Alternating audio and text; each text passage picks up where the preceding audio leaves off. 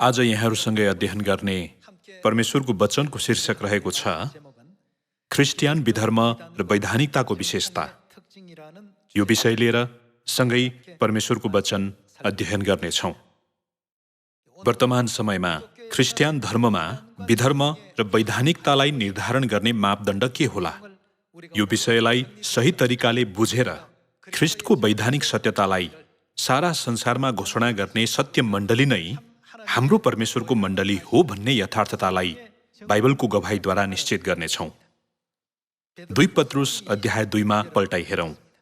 2:1 मा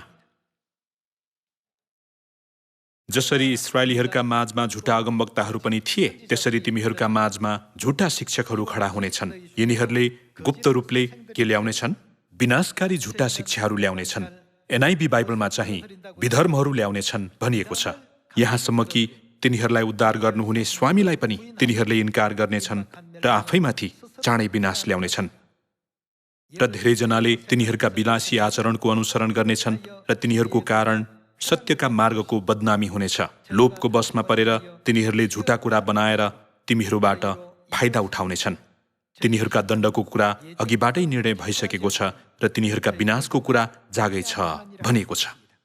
सजिलो गरी भन्नुपर्दा विधर्म सिकाउने मानिसहरूका लागि परमेश्वरले पहिल्यै विनाश साँचिराख्नु भएको छ भन्ने अर्थ हो। 2 पत्रुस अध्याय 2 मा झुटा शिक्षा यानि कि विधर्म भन्ने शब्द उल्लेख गरेका व्यक्ति को हुन् त? यो चाहिँ पत्रुसले पवित्र आत्माको प्रेरणा पाएर लेखेका विषयवस्तु हो। 2 पत्रुस अध्याय 2 मा यिनीहरूले गुप्त रूपले विनाशकारी झुटा शिक्षा यानि कि विधर्महरू ल्याउनेछन् भनिएको छ। हामीलाई थाहै छ कि पत्रुस विधर्मी होइनन्, न त तिनी गएका परमेश्वरको मण्डली नै विधर्मी हो। अन्य सिद्धान्त र शिक्षा गुप्त रूपमा ल्याउने मानिसहरूलाई बाइबलमा के भनिएको छ त?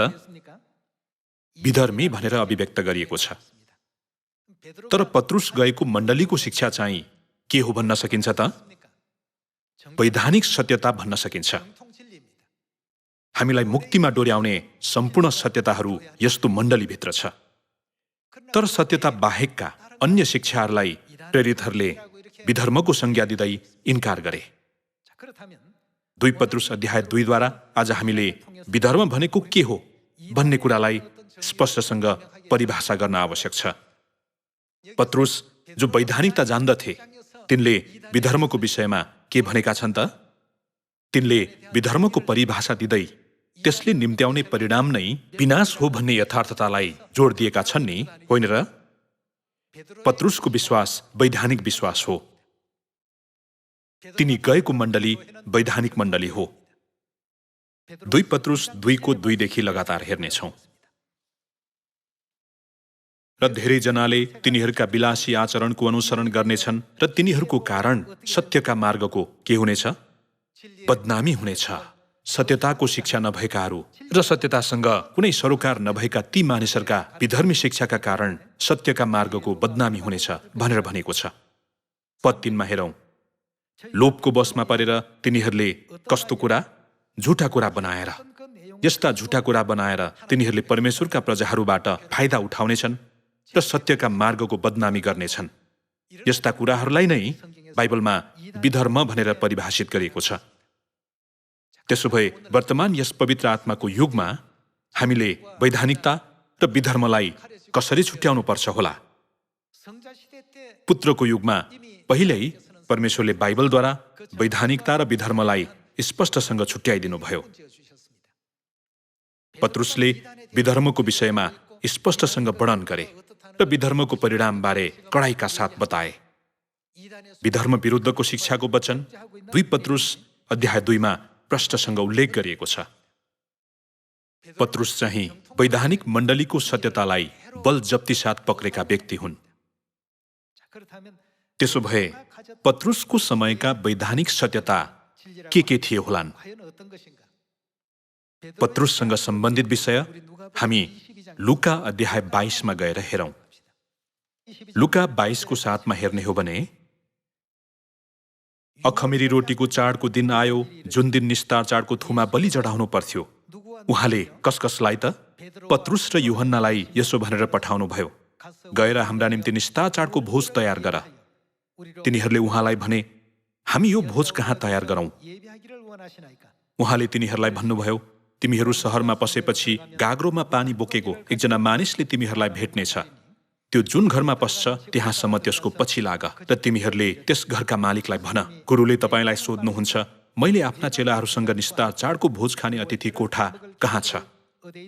उनले तिमीहरूलाई माथिल्लो तलामा सजी सजाउ भएको ठूलो कोठा देखाउनेछन् र त्यही तयार गर। तिनीहरू गए र उहाँले भन्नुभए जे भेट्टाए र तिनीहरूले निस्तार चाडको तयारी गरे भनेको छ। यहाँ येशूज्यू पत्रुस र यूहन्ना देखा पर्नु भएको छ। यो चाहिँ येशूज्यूले पत्रुस र यूहन्नालाई निस्तार चाडको पवित्र भोज तयारी गर्न लगाउनु भएको दृश्य हो। पद 14 हेरौं।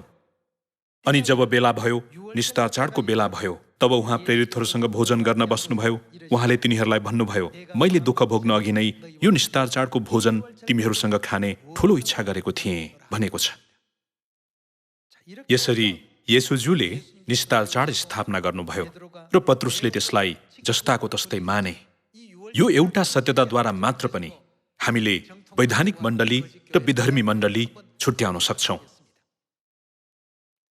हामीले अन्य सबै कुरालाई पन्छाएर निस्तार चाडलाई मात्र हेर्यो भने पनि कुन मण्डली वैधानिक मण्डली हो त? त्यो नै निस्तार चाडको सत्यता भएको मण्डली हो। तर ठिक विपरीत, निस्तार चाड नभएका मण्डली अथवा निस्तार चाडलाई हटाएर अन्य सिद्धान्तलाई पछ्याइरहेका सबै मण्डलीहरू के हुन् भन्न सकिन्छ त? ती सबै विधर्मी हुन्। दाजुभाइ तथा दिदीबहिनीहरू, वैधानिक मण्डलीको सत्यतालाई गर्वका साथ अहिलेसम्म पालन गर्दै आएको मण्डली नै हाम्रो परमेश्वरको मण्डली हो। त्यसैले त विश्वभरिका मानिसहरूलाई हामी यस वैधानिक सत्यता सुनाइरहेका छौं नि, होइन र? प्रकाश अध्याय 22 प्रेरित यूहन्नाले नथप्नु नघटाउनु भनेका छन्। अनि गलाती अध्याय 1 यदि कसैले ख्रीष्टको सुसमाचार बाहेकको भिन्न सुसमाचार सुनाउँछ भने त्यो व्यक्ति श्रापित होस् भनिएको छ। परमेश्वरले यतिसम्म कडा चेतावनी दिनुभएकोले वैधानिक सत्यता पालन नगरेसम्म कदापि मुक्ति पाउन सकिँदैन भन्ने निष्कर्ष आउँछ नि, होइन र? तसर्थ हामीले विधर्म र वैधानिकता बीचको भिन्नता बुझ्नुपर्छ। यी दुईलाई छुट्याउन जान्नुपर्छ। पत्रुसले किन विधर्मलाई इन्कार र व्यवस्था गर्दै अरूलाई पनि त्यसबाट टाढा रहन भनेका होलान् भन्ने बारे हामीले कम्तीमा पनि एकचोटि सोच्न आवश्यक छ नि, होइन र? येशूज्यूले निस्तार चाडको पवित्र भोजमा नयाँ करार घोषणा गर्नुभएको रातमा के पत्रुस र यूहन्ना पनि त्यहाँ उपस्थित थिएनन् र? पद 19 हेरौं। अनि उहाँले रोटी लिनुभयो र धन्यवाद चढाउनु भएपछि त्यो भाँच्नुभयो र तिनीहरूलाई यसो भन्दै दिनुभयो, तिमीहरूका निम्ति दिइएको यो मेरो शरीर हो, मेरो सम्झनामा यो गर्ने गर। यसै गरी खाइसक्नु भएपछि उहाँले कचौरा, निस्तार चाडको दाखमा दबाएको कचौरा लिनुभयो र भन्नुभयो, यो कचौरा तिमीहरूका निम्ति बगाइएको मेरो रगतमा स्थापित गरिने नयाँ करार हो। वैधानिक मण्डलीमा नयाँ करार निस्तार चाडको सत्यता अनिवार्य हुनै पर्छ। वैधानिक मण्डलीका विशेषताहरू बाइबलमा सबै छन्। येशूज्यू र प्रेरितहरूले मान्नु भएको र हाम्रो मुक्तिको निम्ति दिनुभएको नयाँ करार निस्तार चाडको सत्यतालाई जस्ताको तस्तै मान्दै आएको वैधानिक मण्डली नै हाम्रो मण्डली हो। यदि हामी विधर्मी हुँदा हौं त को पनि विधर्मी बन्न पुग्नुहुन्छ त? येशूज्यू विधर्मी बन्न पुग्नुहुन्छ र पत्रुस पनि विधर्मी बन्न पुग्छन्। के पत्रुस विधर्मी हुन्? के यूहन्ना विधर्मी हुन्? येशूज्यू र प्रेरितहरूले पालन गर्नुभएका सबै सत्यता अहिले परमेश्वरको मण्डलीमा पालन गरिन्छ। हाम्रोमा नयाँ नाउँ पनि छ, नयाँ भजन पनि छ, थुमा पनि हुनुहुन्छ र थुमाकी पत्नी पनि हुनुहुन्छ। 1 कोरिन्थी अध्याय 1 हेरौं। 1:2 कोरिन्थमा भएका परमेश्वरको मण्डलीलाई जो ख्रीष्ट येशूमा पवित्र भएको छ र तिनीहरूका साथसाथै हरेक स्थानमा सन्त हुनलाई बोलाइएकाहरू सबैलाई जस जसले प्रभु येशू ख्रीष्टका नाउँको पुकारा गर्दछन्, जो तिनीहरूका र हाम्रा प्रभु हुनुहुन्छ, परमेश्वर हाम्रा पिता र प्रभु येशू ख्रीष्टबाट तिमीहरूलाई अनुग्रह र शान्ति भनिएको छ। कोरिन्थमा भएको कुन मण्डली त? परमेश्वरको मण्डली मात्र वैधानिक मण्डली हो। वैधानिकता र विधर्मको विषयमा विवाद उठ्यो भने येशू ख्रीष्ट र प्रेरितहरूले मान्नुभएका ती सम्पूर्ण वैधानिक सत्यता भएको ठाउँ नै परमेश्वरको मण्डली हो भन्ने कुरा बाइबलद्वारा स्पष्टसँग देखाइदिनु भए हुन्छ। आइतबारको सेवा अथवा क्रिसमस येशूज्यूबाट आएको हो कि होइन भन्ने कुरा एकपटक यहाँहरू आफैले निश्चित गरी हेर्नुहोस्। के आएको हो त? होइन। त्यसैले त पावल यस विषयमा चिन्तित थिए। येशूज्यूले पनि परमेश्वरका जनहरू विधर्ममा नफसुन् भन्ने हेतुले बाइबलको वचनमा के नगर्नु भन्ने शिक्षा दिनुभयो त? यसमा केही नथप्नु र केही नघटाउनु। के उहाँले यो वचनलाई धेरै जोड दिनुभएको छैन र? अहिले यहाँहरू र मैले सामरिया र पृथ्वीको अन्तिम छेउसम्म सुनाइरहेको यो वैधानिक सत्यतालाई जब सबै मानिसहरूले हृदयमा खोपेर सही तरिकाले बुझ्छन्, तब तिनीहरूले अन्ततः कसलाई चिन्नेछन् त? यो युगमा आउनु भएर सियोन स्थापना गरिदिनुभएका हाम्रा पिता परमेश्वर र माता परमेश्वरलाई चिन्नेछन्।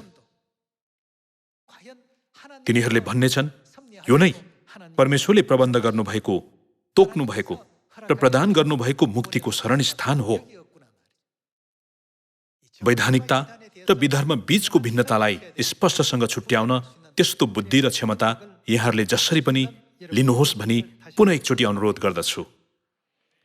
वैधानिकता र विधर्मको विशेषताको बारेमा प्रेरित पत्रुसले मात्र होइन कि प्रेरित यूहन्नाले पनि यस विषयमा उल्लेख गरेका छन्।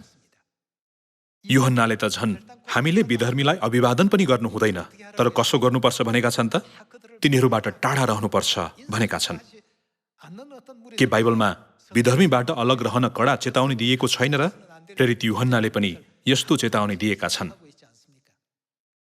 पत्रुस र यूहन्नाका साथै प्रेरित पावलले पनि यस सम्बन्धी चेतावनी दिएका छन्। त्यसो भए यी प्रेरितहरू कुन मण्डलीमा जाने गर्थे त? तिनीहरू येशूज्यूले स्थापना गर्नुभएको परमेश्वरको मण्डलीमा जाने गर्थे। पत्रुस र पावल परमेश्वरको मण्डलीमा जाने गर्थे भन्ने कुरा सुने भने मानिसहरूले के यो कुरा साँच्चै बाइबलमा छ भनेर सोध्छन्। हामी गलाती 2:4 वचनसँगै हेर्नेछौँ। गलाती 2:4 हेर्ने हो भने खतनाको यो कुरा उठ्यो किनकि कति झुटा भाइहरू हाम्रो दलभित्र गुप्त रूपले पसिकन ख्रिस्टमा भएको हाम्रो स्वतन्त्रताको चेवा गरी हामीलाई बन्धनमा ल्याउन चाहन्थे।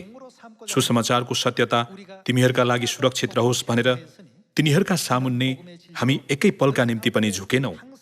प्रतिष्ठित देखा पर्ने व्यक्तिहरू जो थिए र तिनीहरू जस्ता भए तापनि मलाई त केही फरक पर्दैन।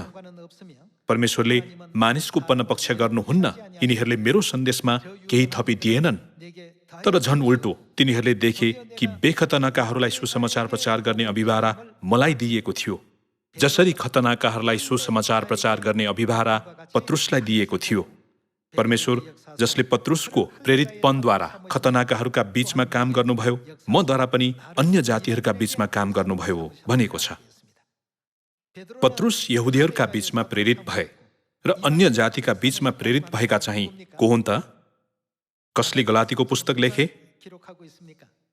प्रेरित पावलले लेखेका होइनन् र? यो अभिलेखलाई हेर्दा कि पत्रुस र पावल भिन्ना भिन्नै मण्डली जाने गर्थे त?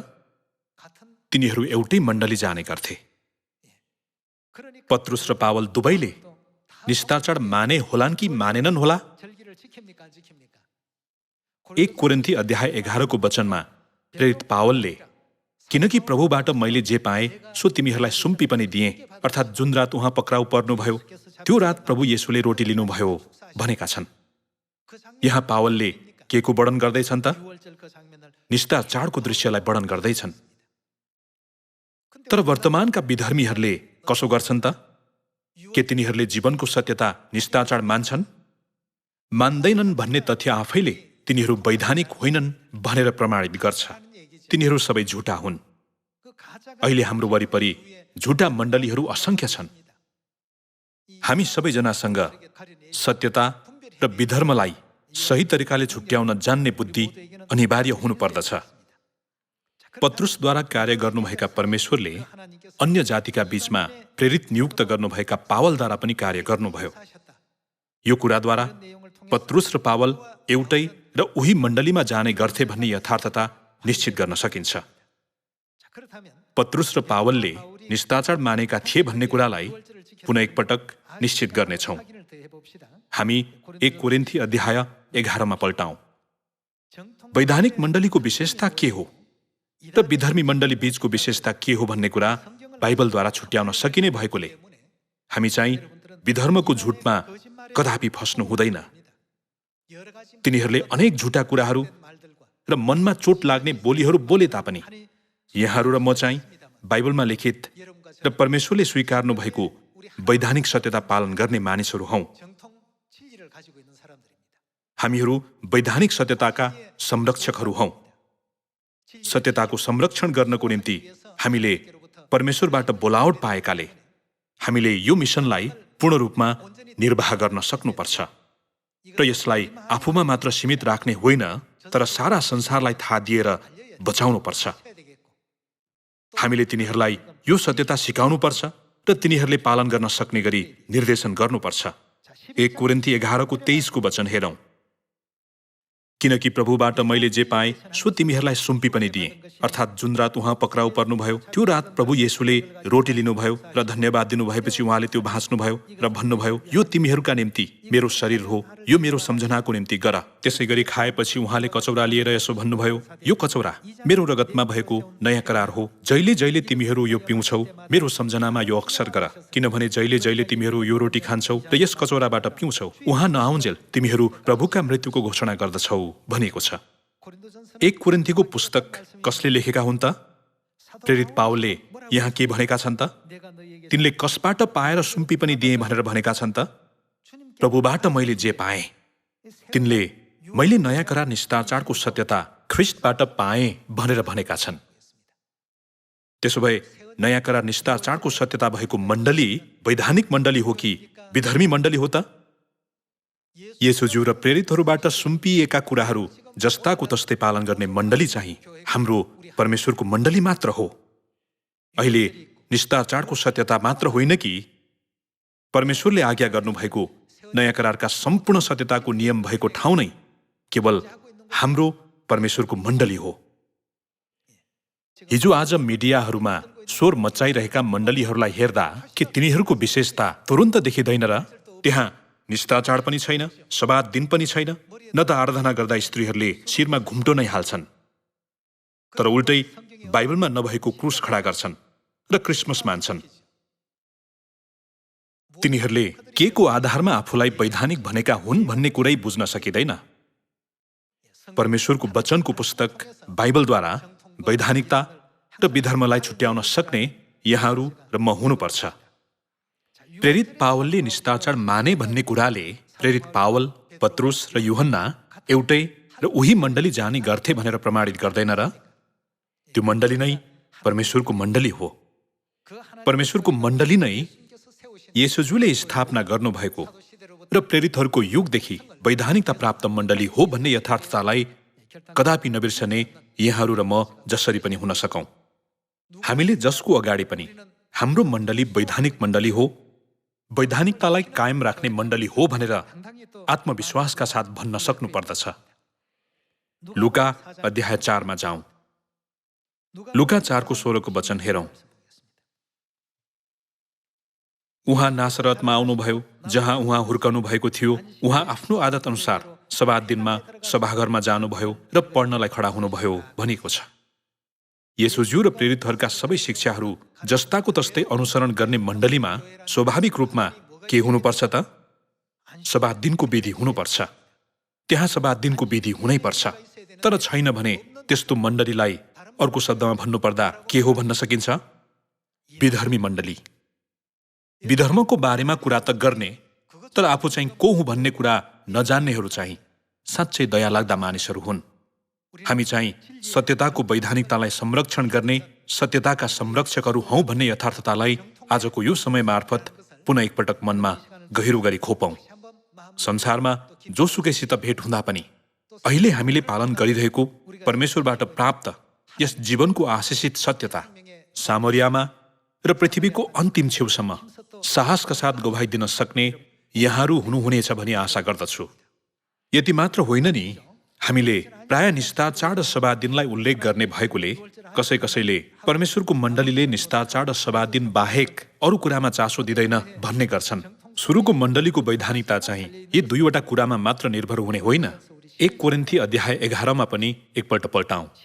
11:1 वचन हेर्ने हो भने, मेरो अनुसरण गर्ने हो जसरी म ख्रिस्टको अनुसरण गर्दछु, म तिमीहरूको तारिफ गर्दछु, किनकि सबै विषयमा तिमीहरू मलाई सम्झन्छौ र मैले तिमीहरूलाई दिएका शिक्षाहरू कायम राख्दछौ। तर तिमीहरूले यो बुझ भन्ने म चाहन्छु कि हरेक मानिसको शिर ख्रिस्ट हुनुहुन्छ। स्त्रीको शिर तिनको पति हो अनि ख्रिस्टको शिर परमेश्वर हुनुहुन्छ। प्रार्थना गर्दा वा अगमबाणी बोल्दा आफ्नो शिर ढाक्ने मानिसले आफ्नो शिरको अपमान गर्दछ, तर शिर खुला राखेर प्रार्थना गर्ने अथवा अगमबाणी बोल्ने स्त्रीले आफ्नो शिरको अपमान गर्दछे, किनकि यो तिनले आफ्नो केस खौरेको जस्तो हो। किनकि कुनै स्त्रीले शिर ढाक्दिन भने बरु तिनले केस काटोस्, तर केस काट्नु कि खौरनु स्त्रीको निम्ति शर्मको कुरो हो भने ता तिनले शिरमा घुम्टो हालोस् भनेको छ। यो पनि सुरुको परमेश्वरको मण्डलीमा पालन गरिएको सत्यताको विधि मध्येको एक हो। वर्तमान समयमा स्त्री सन्तहरूले शिर घुम्टोले ढाक्ने तर पुरुष सन्तहरूले चाहिँ शिर नढाक्ने यो विधिलाई पूर्ण रूपले पालन गर्ने मण्डली कुन मण्डली होला? हामीले सही र गलत सबै कुरालाई बाइबलद्वारा निर्णय गर्नुपर्छ। किन त बाइबलको वचनमा नथप्नु र नघटाउनु भनिनुमा निश्चित कारण रहेको छ। विधर्मी मण्डलीले बाइबल अनुसार नचल्ने कुरा आदिदेखि अन्तसम्म सबै देख्नुहुने परमेश्वरलाई एकदम स्पष्टसँग थाहा भएकोले परमेश्वरले हामीलाई के भन्नुभयो त? केही पनि नथप्नु र नघटाउनु भनेर भन्नुभयो। त्यसैले सत्यता बङ्गाइने कुराको चिन्ताले प्रेरित पावलले गलाती अध्याय 1 यस्तो वचन लेखे। पद 6 हेर्ने हो भने, मलाई आश्चर्य लागिरहेछ कि ख्रिस्टको अनुग्रहमा तिमीहरूलाई बोलाउनु हुनेलाई यति चाँडै त्यागेर तिमीहरू भिन्न सुसमाचारतिर लागिरहेछौ भनिएको छ। भिन्न सुसमाचारतिर लाग्नेहरूलाई बाइबलमा के भनेर बोलाइएको छ त? विधर्मी भनेर भनिएको छ। तिनीहरू वैधानिक होइनन् तर विधर्मी हुन्। पद 7 हेरौँ। वास्तवमा अर्को सुसमाचार छैन, तर यस्ता कोही छन् जसले ख्रिस्टको सुसमाचारलाई के पार्न खोज्छन्? भ्रष्ट पार्न खोज्छन्। यसले सुरुको मण्डलीको मुक्तिको सत्यता सबै फेरिनेछ, परिवर्तन हुनेछ भन्ने कुरा बुझाउँछ। पद 8 हामीले प्रचार गरेका सुसमाचारको विपरीत हामीले वा स्वर्गबाट आउने दूतले नै प्रचार गर्यो भने पनि त्यो व्यक्ति के होस् भनेको छ? श्रापित होस् भनेको छ। यस्तो अवस्थामा मुक्ति चाहिँ कल्पनै गर्न नसकिने कुरा हो। वैधानिक सुसमाचारले मात्र मुक्तिमा डोर्याउँछ। वैधानिक सत्यताले मात्र हामीलाई अनन्त स्वर्गमा डोर्याउनेछ भन्ने यथार्थतालाई हामीले अलिकति पनि शङ्का गर्नु हुँदैन। अनि त्यसबाट थोरै मात्र पनि थप्ने अथवा घटाउने गर्नु हुँदैन नि, होइन र? हामीले अघिदेखि नै भने जस्तै म फेरि अहिले पनि भन्दछु, तिमीहरूले जुन सुसमाचार ग्रहण गरेका छौ त्यसको विपरीत अरू कसैले तिमीहरूलाई प्रचार गर्दछ भने त्यो श्रापित होस्। के म मानिसहरूको निगाह खोज्दैछु कि परमेश्वरको? अथवा के मैले मानिसहरूलाई खुसी पार्न खोज्दैछु? यदि मैले अझै मानिसहरूलाई खुसी पार्न कोसिस गरेको भए म ख्रिस्टको दास हुने थिइनँ भनेको छ। परमेश्वरले यसलाई कसरी लिनुहुन्छ होला? परमेश्वरले हेर्नुहुँदा कुन मण्डली वैधानिक हो र कुन मण्डली विधर्मी हो? अहिले हाम्रो वरिपरि भएका थुप्रै मण्डलीहरू क्रुस र आइतबारको सेवामा निकै गर्व गर्ने गर्छन् अनि धुमधामसँग क्रिसमस मनाउने गर्छन्। यस्ता केही विषयवस्तु मात्र पनि विधर्मको विशेषतालाई प्रकट गराउन पर्याप्त छ। हामीलाई राम्ररी थाहा भएको ईस्वी सम्बत 321 के बनाइयो त? के त्यो येशूज्यूको शिक्षा हो? त्यसपछि ईस्वी सम्बत 325 के रद्द गरियो? वैधानिक सत्यता रहेको निस्तार चाडलाई जरैदेखि उखेलियो। त्यसपछि ईस्वी सम्बत 354 आएर क्रिसमस भन्ने कुरा बनाइयो। सूर्य देवताको जन्मदिनलाई येशूज्यू जन्मनु भएको दिनको रूपमा परिवर्तन गरेर जथाभावी बनाउन थालियो। वर्तमान समयमा सारा संसारले यसलाई ख्रिस्टियनहरूको महान चाडको रूपमा सोचिरहेका छन्। के यो ठिक हो? होइन। आफूलाई वैधानिक भनेर दाबी गर्नेहरूको यस्तो कार्यलाई हामीले चुपचाप हेरी मात्र बस्नु हुँदैन। हामी सबैजना उठेर सत्यताको ज्योति चम्काउनुपर्छ। वैधानिक सत्यता, साँचो सत्यता भनेको यो हो भनेर हामीले थाहा दिनुपर्छ। त्यसपछि ईस्वी सम्वत 431 मण्डलीभित्र के खडा गरियो त? क्रुस बनाएर खडा गरियो। तिनीहरू चाहिँ येशूज्यूको शिक्षालाई एकपछि अर्को गर्दै फेर्ने, परिवर्तन गर्ने विधर्मीहरू हुन्, कदापि वैधानिक होइनन्।